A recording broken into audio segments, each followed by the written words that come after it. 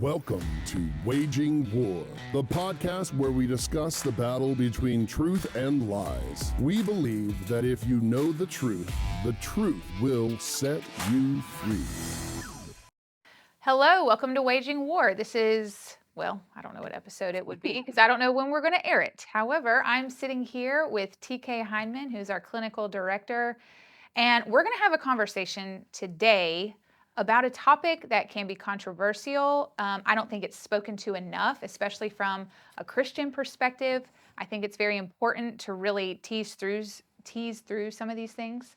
And so TK has worked with a lot of people, and he does a really good job. I think you do a really good job of speaking to this because you understand clinical language, you understand that world, but you're also filled with the Holy Spirit and you know God's word, and that is your loyalty. So I think you bring a special perspective here. And we've had a lot of these conversations. We have a lot.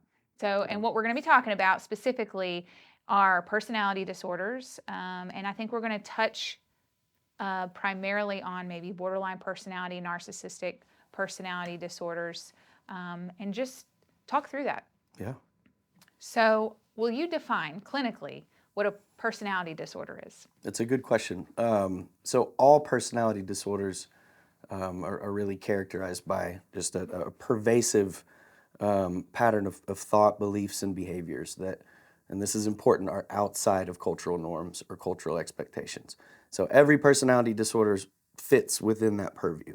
Now you have specific personality disorders, like you mentioned, narcissistic personality disorder. It's characterized by an unbelievable amount of arrogance and grandiosity, visions of grandeur and success. They often feel that they can only relate or talk to people of high esteem and high academic credentials. They can be manipulative, exploiting others for their own personal gain. I've heard it said before that in the mind of a narcissist, no one else exists except for an extension of themselves. And that's a pretty powerful quote. I don't know who said it, somebody a lot smarter than me. That's really lonely too. It's very lonely. I think that's very lonely. And biblically, so like I think the question is, what is the sin in narcissism? And it's Proverbs, I believe it's 24, don't quote me on this, 24:1 references it as insolent pride. So I mean, it's an obsessive, overwhelming amount of self-focus and pride.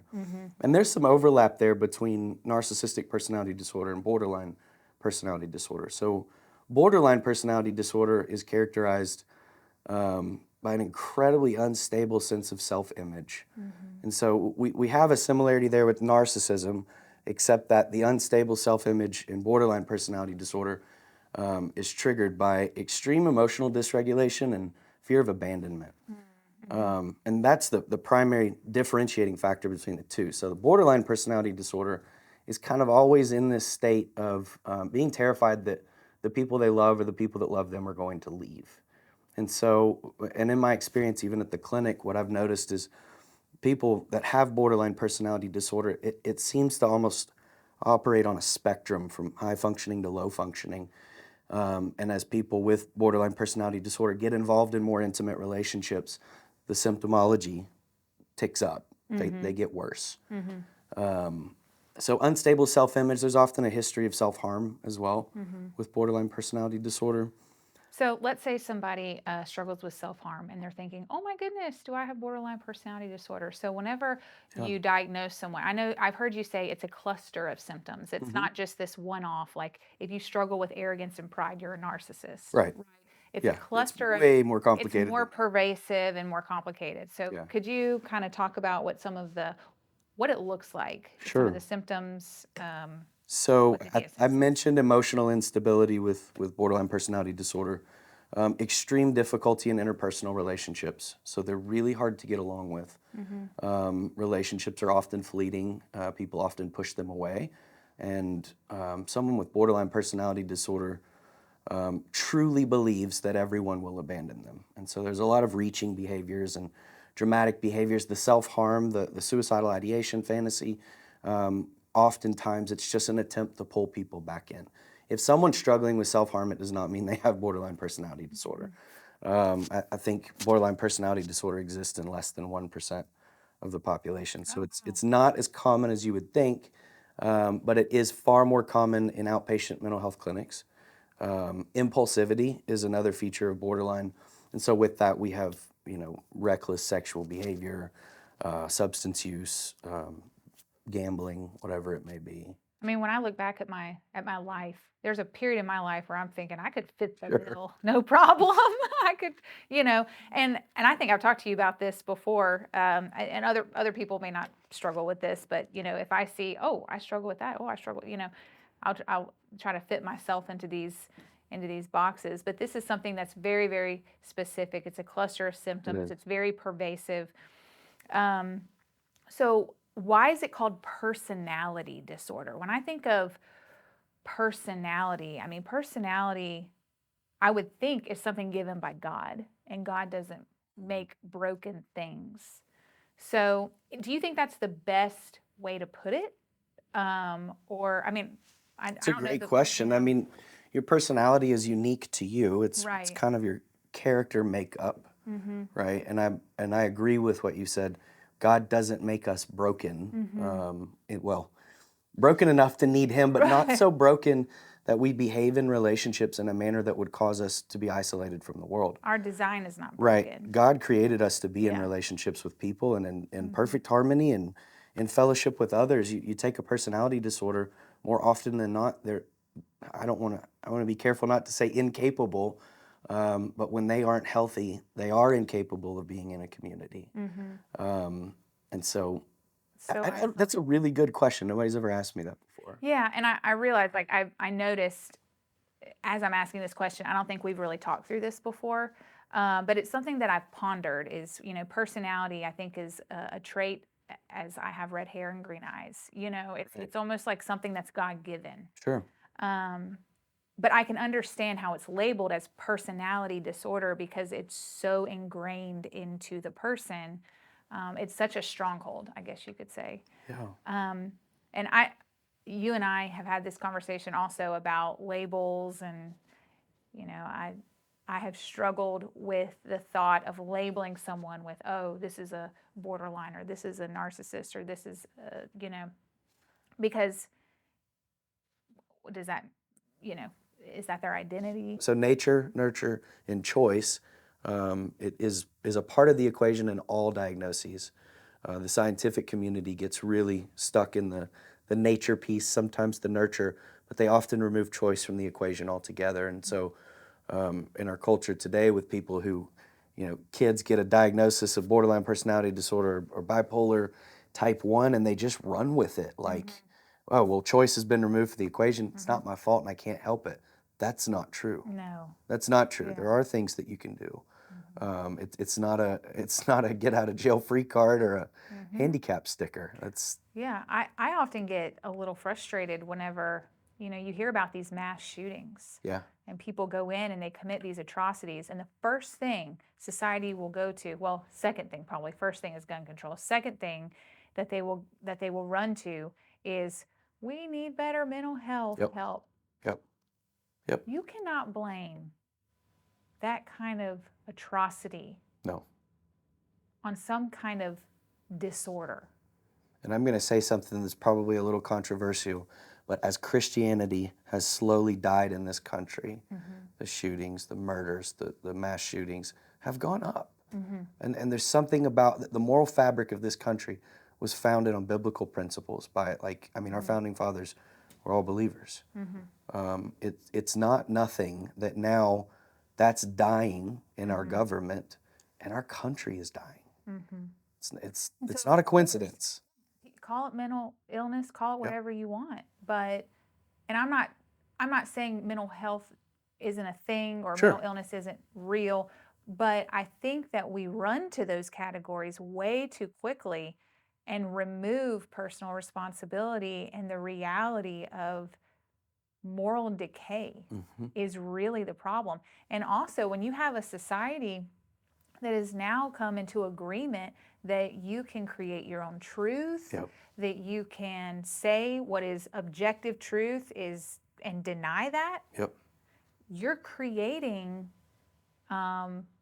what's the word? Starts with a D. You're creating dissonance in your own mind that is going to lead you down other paths. And that's not something you're born with. Like, that's a choice in the moment. Yeah. By nature, we enjoy to be victim. We enjoy being victims because it removes personal responsibility. It's easy. That's a feature of borderline, is this victimization piece. They often feel like things are happening to them and not because of them. Yeah, all the time. Yes. Everything is happening to them and they don't see their personal. And so when treating someone in that type of dilemma, it is a detriment to them to remove personal responsibility Absolutely. and choice, because that is exactly what is causing the disruption in relationship, the disruption in thought, is everything's happening to me. And I have this thing I can do nothing about, and I'm helpless to everything in life. And that's the lie that's believed. Yeah. Is this helplessness almost. Yeah. Well, and there's this, you know what I'm about to say, but there's this period, if you get involved in a relationship with a borderline, there's this period of idealization where you're the greatest thing ever, the best thing that's ever happened to me, so on and so forth. But then there always comes this period of extreme devaluation where now all of a sudden you are an abuser almost. And it sends you for a whirlwind. It's wild. So anyway, with narcissist, borderline personality disorder, and I would say for all personality disorders, if you're in a relationship with someone that has a personality disorder, rule number one, boundaries. Firm boundaries, meet them with truth, point out the consequences of their behavior every time it happens. Yeah. Clearly state, this is what I will and will not tolerate. And you have to do that on the front end. You have to do it on the front end, and you have to do it repeatedly. Yes. Yep. Over and over and over again. So if you don't have thick skin and good boundaries, don't marry a narcissist or a borderline, because it's not easy. It's not. I mean, I've had, looking back, I mean, now that I've learned more about this, I mean, looking back, I've been in relationships with people that I kept thinking I could fix or love them better, or I would be very confused by the flipping. What's like, happening? I love you, I hate Splitting you. is what we call it in psychology. Splitting. Yeah. You know, one day I'm your best friend, the very next day I'm a terrible person and boring and deserve to go to hell. I mean, it makes it. There's the idealization and devaluation. It's exhausting. It was very confusing, and I think a lot of people might find themselves in relationships with people with this dilemma. I say dilemma. I don't say disorder. I can get behind that. I can. It is a dilemma. The borderline dilemma, the narcissistic dilemma. It's a dilemma. Yeah, I can get behind that. And they keep it, and it makes everyone crazy without boundaries and without really knowing what you're dealing with. Yeah, it does. And the clinical community, by and large, when they see borderline personality disorder, narcissistic personality disorder, they run. They push people away, and if anyone needs to be met with love and compassion, it's them. Right. But that's not how the clinical world typically treats them. So what's the best way to treat someone with borderline personality disorder or narcissistic? Yeah, so borderline personality disorder, the go-to treatment is dialectical behavioral therapy. And what is that? So it's black and white thinking is something that the borderline really struggles with. Things are either all good or all bad. And so DBT, dialectical behavioral therapy, it's kind of this transition away from dichotomous or polarized thinking to being able to entertain two realities at the same time. And so some of the key features of it are teaching emotional regulation skills, distress tolerance skills. That's something the borderline, I mean, they're really reactive up and down. So DBT really wants to hone in on their ability to handle stressful situations and emotions, as well as increasing interpersonal effectiveness. So there's a lot of specific interventions in DBT that target relational conversations and how to deal with conflict and stress between two people. Is there a fear of having more of a balanced perspective for people who struggle with borderline personality disorder? Like, is there a fear that a balanced perspective is too compromising? A balanced perspective in what regard? Like, whenever I hear you say DBT helps them hold both, is true. What I hear is more embracing a gray area. Sure. So it's like, if it's, it sounds like it's a matter of needing control for it to be this or that. Sure. Because I have it fully figured out. this gray area is a little uncertain for me, and so I'm going to stay in one of these two areas Right. constantly. Yeah. You know, and that just to me sounds like a fear-driven response. So a lot of times it's probably from a trauma response, learned from childhood or whatever, or it could just be part of our fallen nature. It's probably a combination. I think we can always point back to our fallen nature. Always. But so the clinical approach would be dialectical behavioral therapy, which we do at the clinic if it's needed. But biblically, it really is as simple as replacing their truth with God's truth. Yes. Pulling them out of that negative feedback loop of walking around feeling worthless and like a failure all the time. Because if you walk around all the time feeling worthless and like a failure, you're going to show up in a way that causes you to fail and causes you to have very little worth. And after a while, you're also going to begin to believe that that's what God thinks about me too. Well, it's still self-obsession. Absolutely. And that's what I had asked you one time. So what is the sin? Like we talk about disorder, and if we call things a disorder, it's almost like there's not a personal responsibility in it. It can have that feel to it or that air to it. Not that all clinicians or all people who say that believe that there's no personal responsibility, but diagnosing a cluster of symptoms as one thing can, as a disorder, can have that air of removing personal responsibility or sin. Sure. And so I had asked you one day, so what would be the sin in borderline personality disorder? Like what would be the thing that is driving most of the behavior? Yeah, obsessive self-focus. And it's kind of the same with narcissistic personality disorder. Yeah. The other piece too is the somebody that's struggling with borderline personality disorder almost always reacts in their natural tendencies as opposed to slowing down and doing kind of the opposite of what my flesh wants to do. Yeah. So it's gratifying flesh at all times. I have to do what's going to make me feel better in this moment. Doesn't matter if it hurts you, doesn't matter if it hurts everybody in the room. This is what's going to make me feel better. So the sin would be obsessive self-focus. My needs are far more important than yours. Right? There's no love in that. There's no service in that. You read 1 Corinthians 13, love is patient, love is kind. It's not selfish and irritated, right? Right. So I think there's a few sins in that, but the big one I see is pride. Yeah. Obsessive self-focus. Obsessive self-focus. Now, at Renew Clinic, you've worked with people who would probably fit the bill of narcissistic personality disorder, right? And so I think that term, narcissist, is thrown around a lot. I mean, it's a buzzword, and it's a buzzword. People use it, honestly, I think people use it almost in an abusive way. Yeah. Yeah, like they don't like someone, it's like, oh, they're a narcissist. It's like, no. Oh, they disagree with me. They're a narcissist. No. Maybe you're a narcissist because you don't like them disagreeing with you. Yeah, exactly. You're a narcissist for calling them a narcissist, right? Because they don't like you. But yeah, I mean, and so a lot of times too, I've heard that people who are like true, genuine narcissists, that it's something that cannot be undone, it cannot be healed. It is so heavily fortified. It is heavily fortified, but it's too heavily fortified, I guess people would say, for God to intervene. Yeah. And as believers, we can't believe that. No. Have you witnessed God breaking through a narcissistic barrier? Yes, I have. Once, and you know what I'm talking about. But it's this Nebuchadnezzar unraveling that happens, and in the unraveling of the narcissist kingdom, they're left with two choices.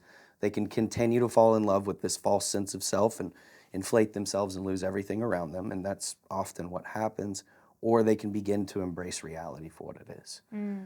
They can begin to see themselves for who they really are. I mentioned earlier the book of Proverbs references, it doesn't say anything about narcissism in the Bible, but it refers to it as insolent pride. Again, obsessive self-focus. And I'm going to share a scripture that I think really describes the narcissistic tendency well. And it's 2 Timothy 3, 1 through 7. It says, "But understand this, that in the last days there will come times of difficulty. For people will be lovers of self and lovers of money, proud, arrogant, abusive, disobedient to their parents, ungrateful, holy, heartless, unappeasable, slanderous, without self-control, brutal, and not loving good, treacherous, reckless, swollen with conceit, lovers of pleasure rather than lovers of God, having the appearance of godliness but denying its power. Avoid such people, for among them are those who creep into households and capture weak women, burdened with sins and led astray by various passions, always learning and never able to arrive at a knowledge of the truth. And so at the very end, arriving at a knowledge of the truth, what I witnessed with this individual is he finally arrived to some knowledge of truth, and it was that he wasn't God, and that he had taken God off of his rightful place on the throne and placed himself there. And witnessing that transformation, he almost lost everything. His wife left him, kids left him.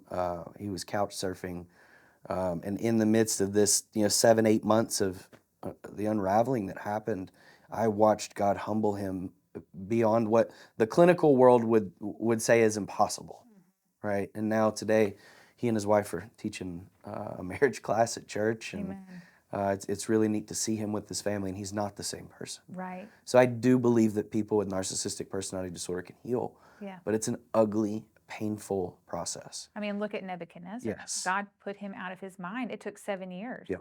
I mean, he was so arrogant, he built a statue of himself to be worshipped, and wanted to put anyone to death who refused to worship him.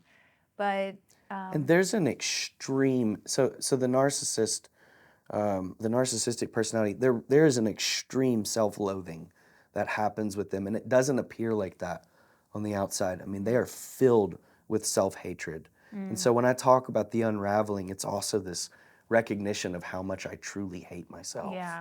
And how much I am in need of a savior. Which can be a beautiful thing. Absolutely, yeah. Beautiful, beautiful thing. Yeah. So I've had this other thought about narcissism. I had talked to you earlier, like whenever you look at like the symptomology or the different things to look for in any kind of diagnosis. And, some of us can recognize, well, I do that, or I've done that, or I struggle with self-focus, Right. May not be a narcissist, but still struggle with these things. I've often wondered if part of our human condition is narcissism. Oh gosh, let's go back to Genesis with Adam and Eve in the garden. Yeah. You can eat from enjoy it all, but not this one tree. And what do? We went right to it. And that's because we want to be like God. Yeah. We want to know everything that God knows. So yes, that is the natural condition. Is narcissism. So I think it can humble all of us, especially people who just want to toss this word around and call all their enemies a narcissist. Yes. I think that it's something that can level the playing field, that all of us have narcissistic tendencies within us, and it's called dying to self because that ego is nothing but a narcissist. It's just some have more heavily fortified narcissistic ways. Yes. And really living life as a narcissist is exhausting. And it's almost like living in just this grave state of anxiety all the time, because you truly have placed yourself in the position of God, and you have to be in control of everything at all times. And when something doesn't go according to plan, I mean, there's rage and anger, and it's exhausting. I mean, the more I hear you talk about it, the more it sounds like this deep, very deep rooted fear where they create a reality that they feel totally in control of.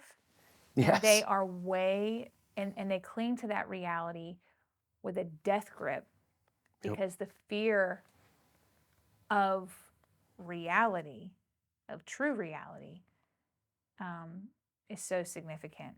Yes. Within them. So, and it sounds almost fear-based. Well, because in order for them to confront reality, they have to confront their self-loathing. Yeah. And all their insecure. The most insecure person in the room is the narcissist, which is fascinating, because you wouldn't think that on the surface. Right. So very charming and cunning and outgoing and charismatic, and it's the most insecure person in the room. Now, I've heard that there's different types of narcissism, like a vulnerable narcissist. Do you know the differences between them, or is there not much of a difference? Well, I think there's typologies. Clinically, the DSM doesn't recognize the difference. Okay. But I've heard different typologies. Yeah. I want to go back to just kind of the root nature of humans really quick, and it's Ephesians 2:3, and it says, "The corruption that was in us from birth was expressed through the deeds and desires of our self-life. We lived by whatever natural cravings and thoughts our minds dictated, living as rebellious children subject to God's wrath like everyone else. But God still loved us with such great love." But the first sentence, the corruption that was in us from birth, was expressed through us needing to carve out and fill our flesh with what we want. I think we all start out as little narcissists, and Sigmund Freud he would applaud if he were here right now. Oh, totally. But we are narcissistic at heart and by nature. And I mean, you think about a 3-year-old kid and you get in his way when he wants something. What happens? Yeah. He'll throw whatever they have at you. Exactly. And it's about me. Exactly. Yeah, I know. People who say, oh, that, an innocent little child, I mean, it's just, I think that we culturally, because they're vulnerable, we see them as innocent, but spiritually, we don't have to teach our kids to be selfish. No, my 2-year-old threw a fire truck at my head the other day because he heard a bobcat outside and I would not take him to see it. No care. Yeah. My daughter got mad at me this morning because I told her to put on a coat and it's 30 degrees outside. And my son got mad at me because I insisted that he brush his teeth. Nice. Yeah. So you were 2 for 4 this morning. Well done. But it's been a good conversation with you. Thank you for coming on. I hope that our listeners are able to just consider a broader perspective on the matter. And thank you. Yeah. Thank you, Sarah. So this has been very helpful, and I really appreciate your expertise and just who God has created you to be and the strengths that He's given you to be able to speak to these things. So thanks for having me, Sarah.